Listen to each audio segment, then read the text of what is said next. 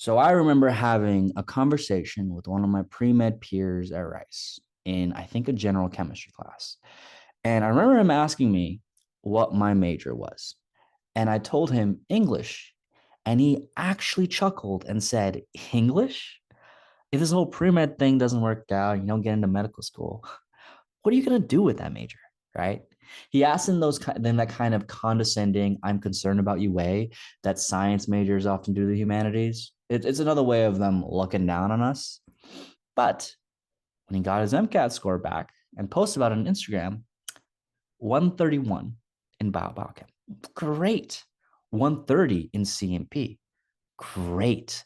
130 in psych soc. Fantastic. And a 122 in cars. Who's chuckling now? What would have otherwise been an amazing top tier score ended up being just about average for the matriculant. And all he needed to do to change it was take an English class or two and learn how to read. This is not me gloating. Okay, well, it is me gloating a little bit as an English major, but it's me emphasizing how important it is to know and learn how to read for the cars section. And that is something that can be taught, right? A lot of science majors like to think in terms of hard details because lab work and research focuses on the details. As an English major, I think as kind of an explorer does, right? Because when you look at, for example, a river, I'm not focused on the pebbles of the river. I don't care about the details of what the river contains. I care about the flow, how it changes and how it shifts. Similarly, I want you to change your thinking in the car section. I don't want you to think about the details or what each passage means or what each word means. If you don't know a word, it's not a big deal because what we should focus on is the big picture. What is the author trying to say? Because once you understand that, you can get those main idea questions and you can even scaffold your way to understanding those detailed structure questions, right? So let's get into it. Let's start with the infamous Picasso passage, and I'll show you how I go through it. So my car strategy begins not from the first word, but actually from the last few words, the caption. The reason why the caption is important is because it can give you important hints, two important hints to the passage. First and foremost, you have this title of the specific passage. The title can be really indicative of the main idea, or it could be the main idea itself. Sometimes it's useless. In this case, it's pretty useless because creating minds doesn't really tell me anything, it doesn't prime me for anything. Another thing that's important, and I think this is the most important aspect, is the author's name. The reason why is because now you can put a figure or envision a figure that's writing this passage. You can even like embody him if you feel like wearing another man's skin, right? But it allows me to ask the question, why did Gardner write this passage? And the entire point of reading is to figure out the answer to this question. Why did Gardner write this passage? Another thing I do to save time and prime myself is I also go through the questions to find if there's any specific word that the passage wants me to use, and I'd highlight it or write it down on a piece of paper. Sometimes I write it down on a piece of paper. Here's one right here, the word nature. Okay, next gonna use nature somewhere. Write that down. Okay, I'm looking for the word nature. Perfect. Picasso's response to standard story. That seems important, so I got to figure out what the standard story is. Early production contains harbingers, doesn't tell me any specific words, any phrases that are important, identify most of the blah, blah, blah. No specific words here. Well, actually, Apollinaire seems like an important name that's given. And this quote, don't worry, it will. Cool. Sometimes I write it down, sometimes I just highlight it and just keep it in my mind. But yeah, that should take you about reading the caption and kind of just getting the gist from the questions and writing down any words you think might come up so you don't spend like 20 minutes searching for something. It should take about like 30 seconds at most. 20 seconds would be the fair approximation. Then you go straight into the passage. read it. From 1890, when he was 9, Picasso's family saved virtually every scrap of paper on which he drew. Harbingers of Picasso's later genius appear in fragmented and distorted aspects of form and scale, depictions garlanded by numerical and alphabetical symbols, a proliferation of trompe-l'oeil, visual puns, outrageous caricatures, incongruous juxtapositions, and the like. We do not know whether Picasso consciously thought back to his graphic experimentations when, decades later, he and George Braque were met in Cubism, but at least at an unconscious level, Picasso could tap this reservoir of useful experimentation. Why did Gardner write this paragraph?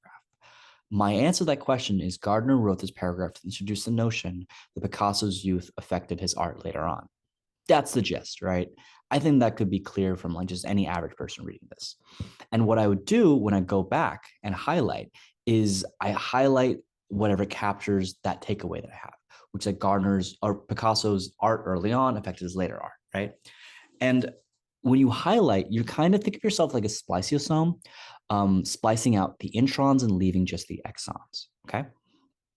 Harbingers of Picasso's later genius appear in fragmented and distorted aspects of form and scale.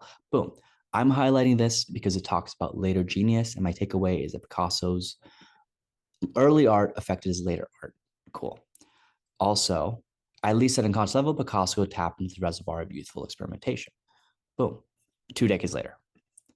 Okay. This is all important.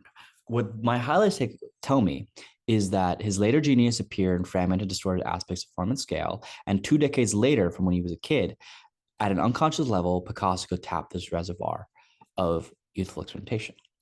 What I do is I create fragments that can be read together in a cohesive sentence. Because I don't just want to highlight random words like juxtapositions or graphic experimentations, because those highlights will take me away from the main point, right? When you highlight intentionally. You can highlight fractionally, you can highlight phrases. Don't highlight too much.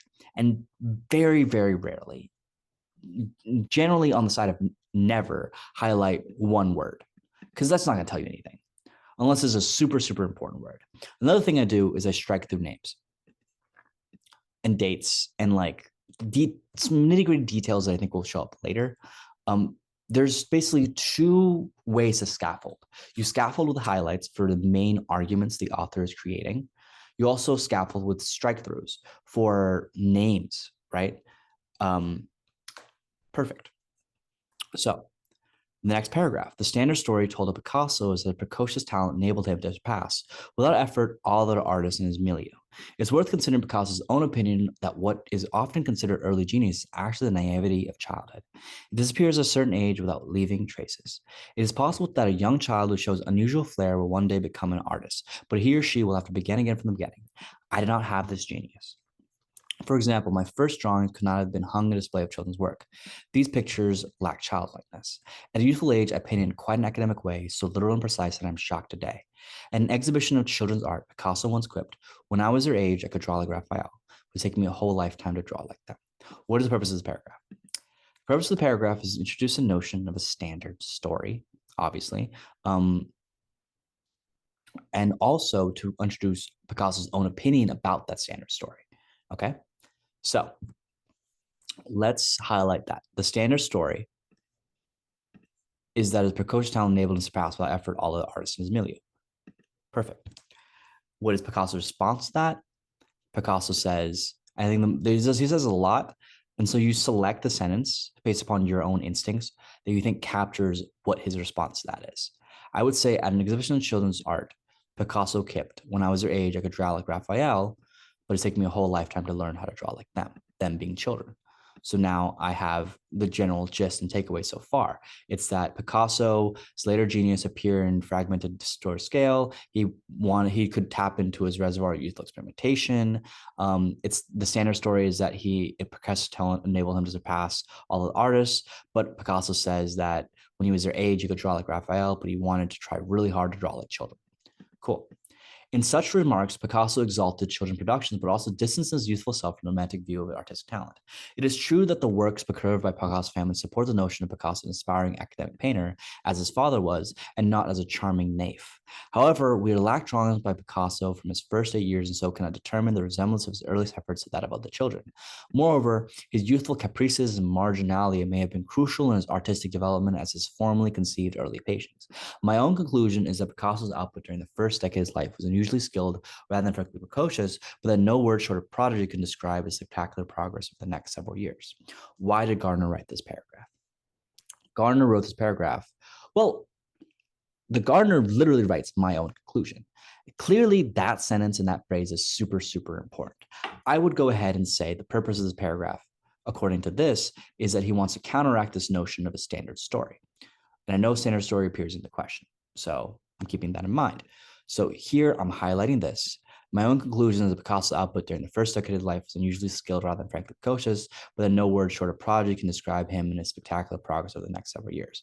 This is the artist's response to this notion of a standard story. Perfect. Moving on. Apollinaire, striking through because that's a name, asserted that there were two kinds of artists: the unreflective virtuoso, who relies on nature, and the cerebral structure, who relies on understanding. Mozart, striking through the name, could serve as Picasso for the prototype for the first, Beethoven for the second. As a project, Picasso epitomized the second type, but said Apollinaire, he was able to convert himself to the first. Never has there been so fantastic a spectacle as a metaphor he underwent in becoming the artist of the first type. Picasso himself sensed the paradox transformation when he complained of Gertrude Stein. If I can draw as well as Raphael, I have at least the right to choose my own way. Then they should recognize the right. But no, they say no. Why did Gardner write this? Well, so far we talked about the notion of Picasso wanting to draw like children.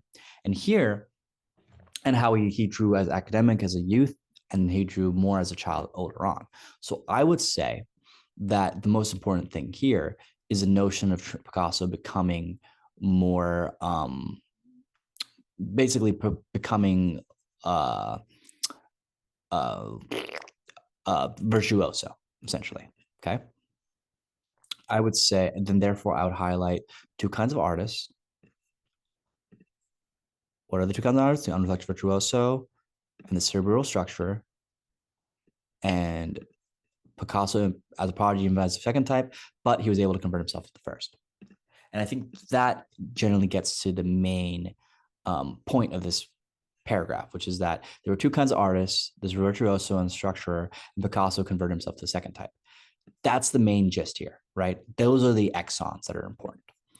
Finally, we have the last paragraph. The portrait of Gertrude Stein stands as an indicator of this transformation. Picasso asked the subject to remain for over 80 sittings. Then he went away for the summer, annihilated recognizable facial features, and finished the portrait away from Stein, substituting mask-like features for realistic ones. Chastised because this portrait did not look like Stein, Picasso reportedly responded with one of the most notable artistic one-liners of the century: "Don't worry, it will." So, what is the point of this paragraph? I think the point of this paragraph is to introduce an example. Now, examples are weird on the MCAT.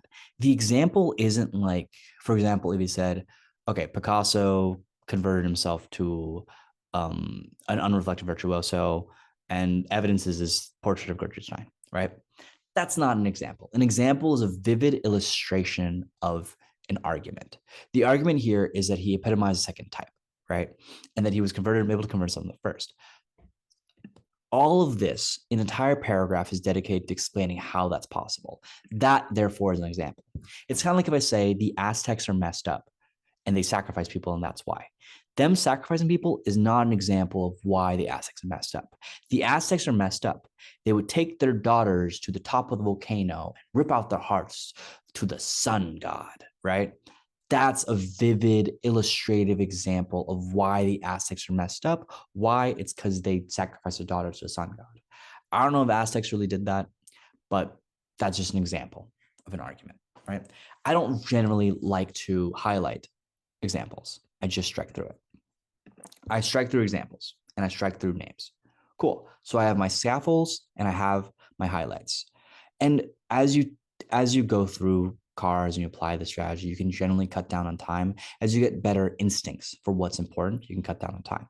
What I do at the end is I write down the main idea if I have the time, or identify the main idea.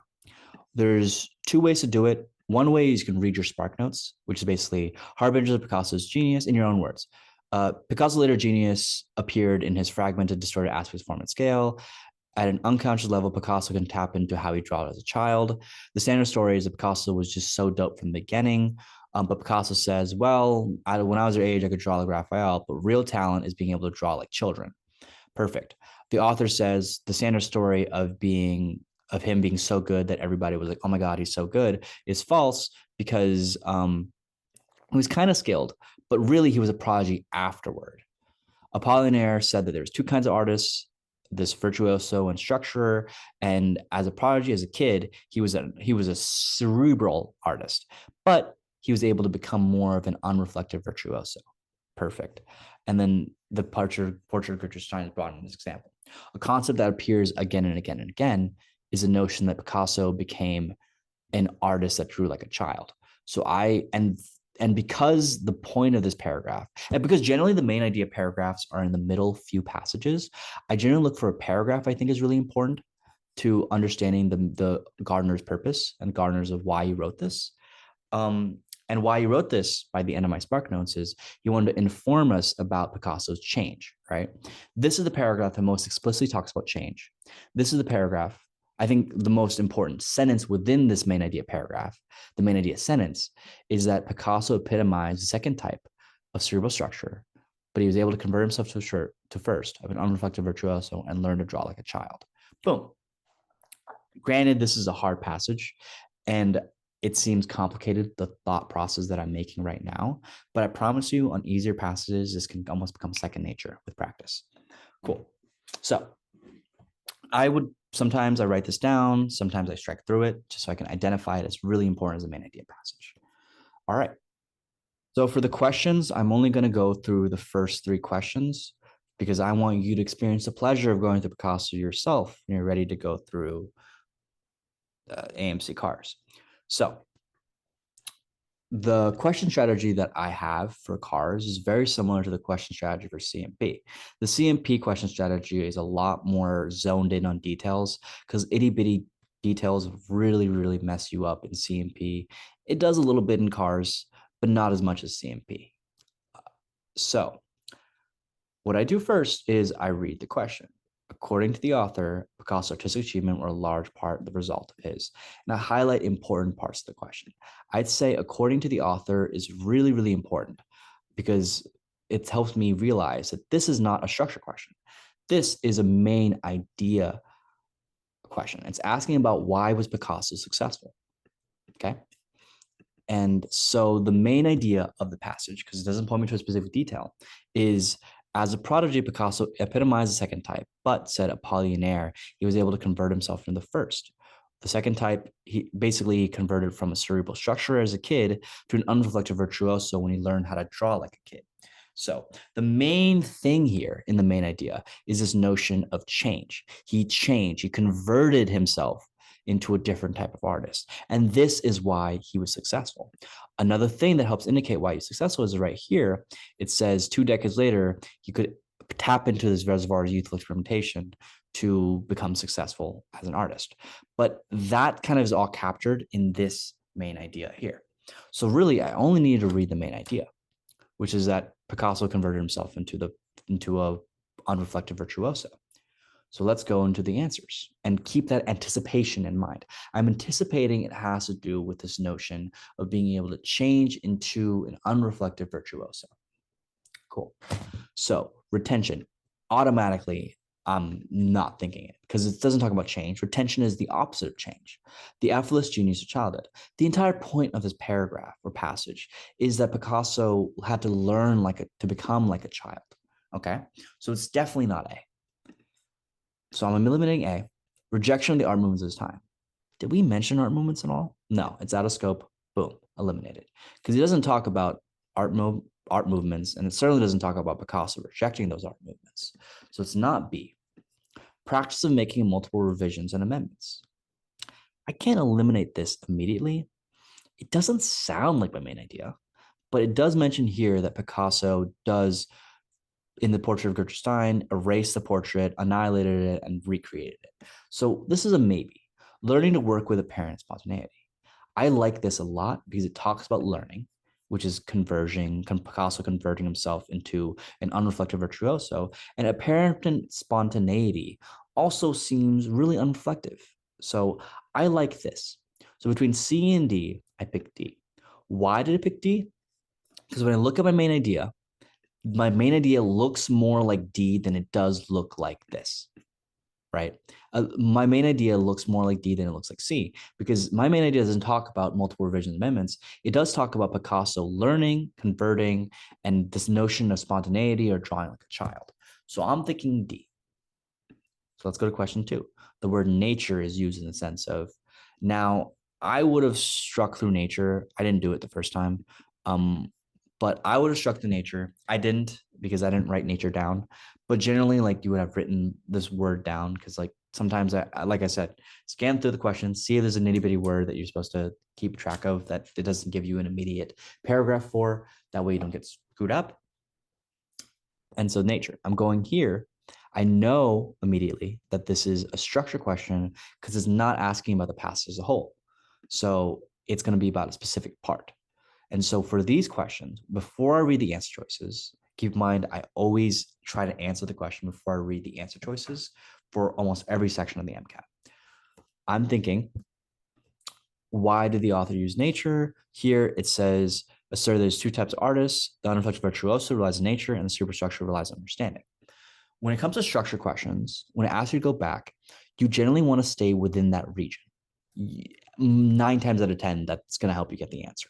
So I'm looking for any answer that relates to this idea of an unreflective virtuoso, of artists using this, and nature being like an artist like Mozart who can just kind of not reflect and make art, whatever.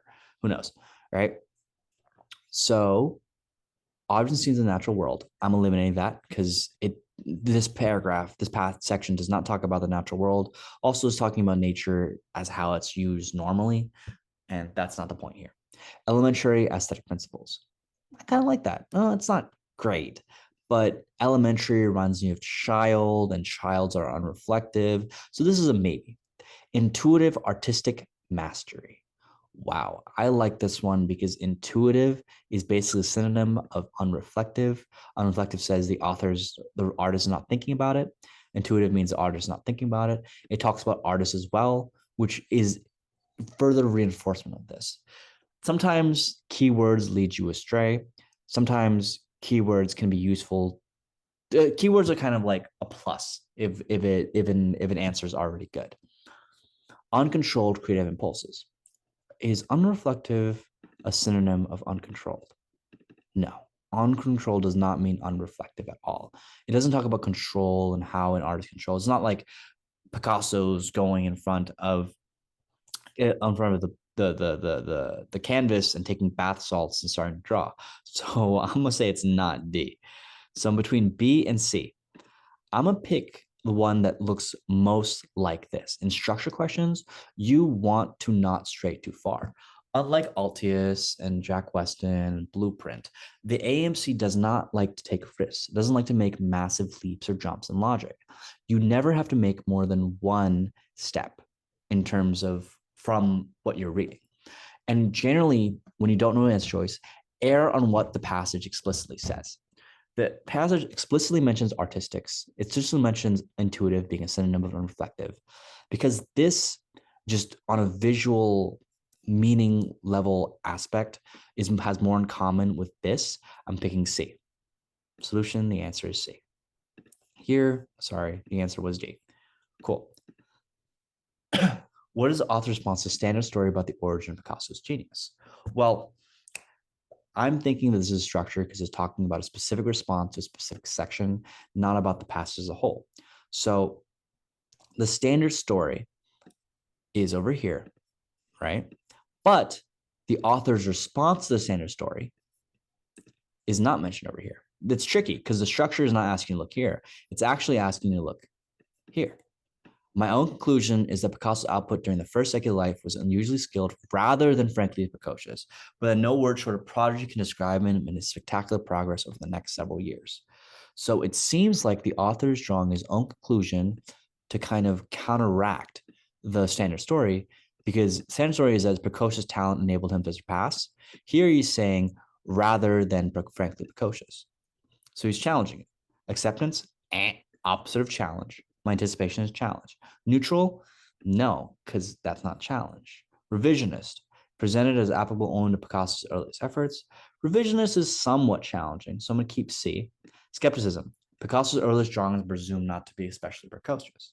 Okay, I like these two. Which one looks most like the section I've allotted as the most important part, or the part of the structure I'm looking at? Here it says was unusually skilled rather than frankly precocious. So he's challenging the notion of it being precocious.